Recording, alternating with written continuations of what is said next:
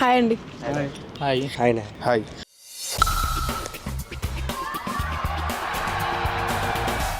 Virat Kohli, Rohit Sharma form లో లేరు కదా టెస్ట్ క్రికెట్ కి. సో వాళ్ళు రిటైర్మెంట్ తీసుకుంటే బాగుంటది అంటారా, కంబ్యాక్ ఇస్తే బాగుంటది అంటారా? కంబ్యాక్ ఇస్తే బాగుంటది. ఎందుకంటారు?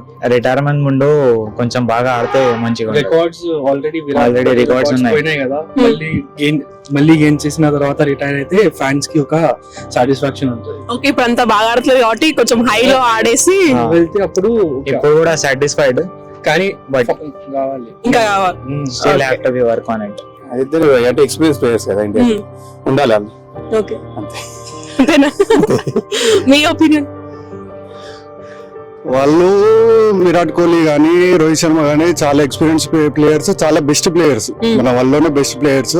వాళ్ళు కంబ్యాక్ ఇస్తారు, చాలా మంచిగా ఆడతారు. ఎందుకంటే కొత్త వాళ్ళు వస్తారు కదా, వాళ్ళకి నేర్పించడానికైనా వాళ్ళు ఉండాలి కంపల్సరీ.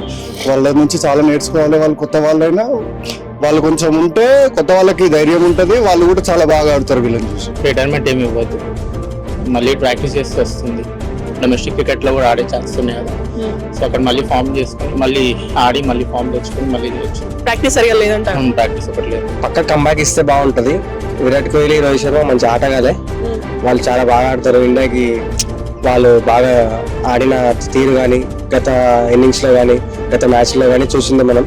T20 వరల్డ్ కప్ వచ్చింది కదా మనకు 2023లో, 2024 వచ్చింది.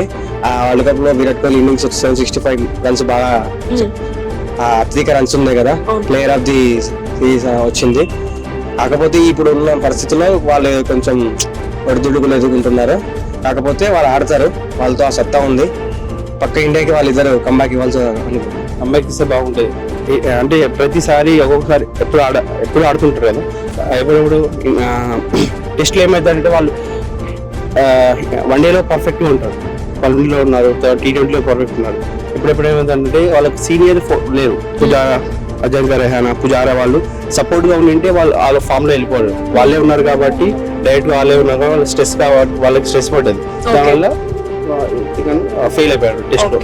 కాబట్టి వాళ్ళు నెక్స్ట్ వచ్చి వన్డే కానీ T20లో కానీ వాళ్ళు కంబ్యాక్ అయితే బెస్ట్ వాళ్ళు అయిపోతారు. Based upon the game Virat Kohli ఇంకా ఉంది. సో ఈ మధ్య పర్ఫామ్ చేయలేకపోతున్నాడు, చాలా డేస్ అయింది పర్ఫామ్ చేయక. కానీ మళ్ళీ ఫామ్ లోకి వస్తాడని అనుకుంటున్నా.